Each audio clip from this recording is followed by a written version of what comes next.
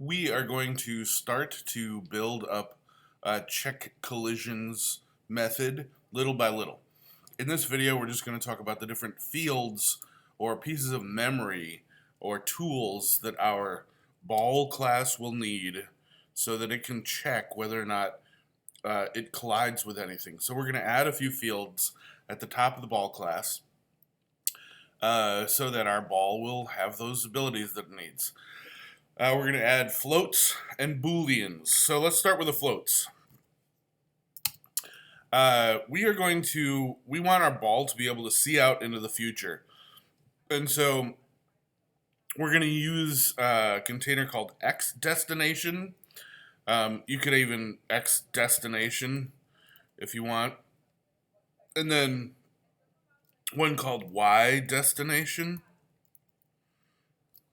One called X temp, and one called Y temp.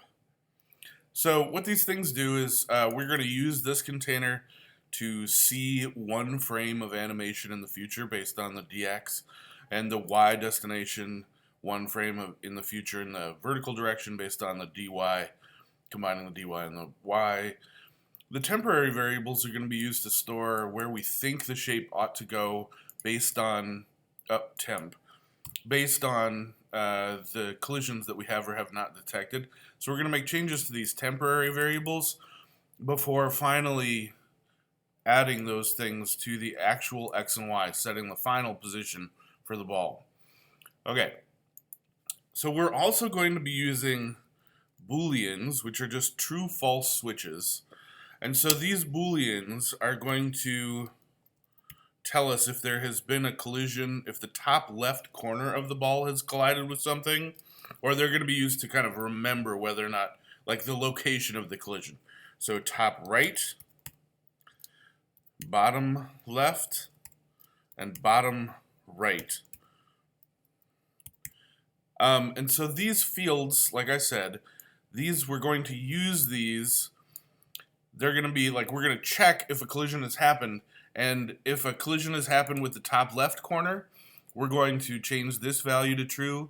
If it's happened with the top right, we're going to change this value to true, etc., etc.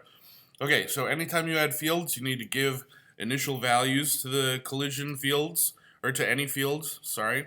So in our X temp, in our constructor, we need to give these things initial values. So let's just set initially equal to, it doesn't really matter at this point, because very quickly our values are going to be overwritten by like the program as it kind of does its thing. X destination equals X, Y destination equals Y. So again, like I said, these values don't really matter. We just want to give them some value. So we can even give booleans values like this. It looks a little weird at first, but we can kind of daisy chain them together. Bottom right, and set them all equal to false. And so that is enough for this video. I just wanted to show you the fields or pieces of memory or tools that we're going to need to do our collisions, and then to give those tools initial values in the constructor. All right.